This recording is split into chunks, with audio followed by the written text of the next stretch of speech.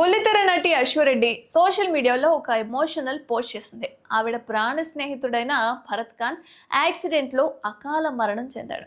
ఈ విషయాన్ని అశ్వరెడ్డి స్వయంగా సోషల్ మీడియా వేదికగా పంచుకుంటూ తీవ్ర ఆవేదన వ్యక్తం చేసింది. ఈ విషయం గురించి ప్రతి ఒక్కరికి తెలిసిందే. అయితే తన స్నేహితుడిని కోల్పోవడాన్ని తాను జీర్ణించుకోలేకపోతున్నట్లుగా చెప్పుకొచ్చింది. తనతో కలిసి ఉన్న ఫోటోలను పంచుకుంటూ భావోద్వేగానికి గురైంది.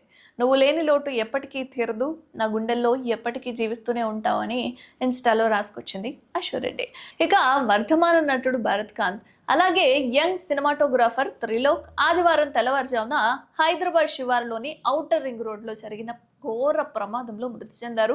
కారు కూడా నుజ్జుగా అయిపోయింది అనమాట.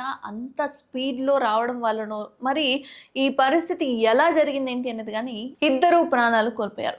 ఈ వార్త సినీ వర్గాలను దిగ్భ్రాంతికి గురిచేస్తుంది. ఒకేసారి ఇద్దరు ప్రాణాలు కోల్పోవడంతో టాలీవుడ్లో విషాద ఛాయలు అలుముకుంటున్నాయి. భరత్ ఖాన్ టెనెంట్ సినిమాలో హీరోగా నటించి మంచి గుర్తింపు తెచ్చుకున్నాడు.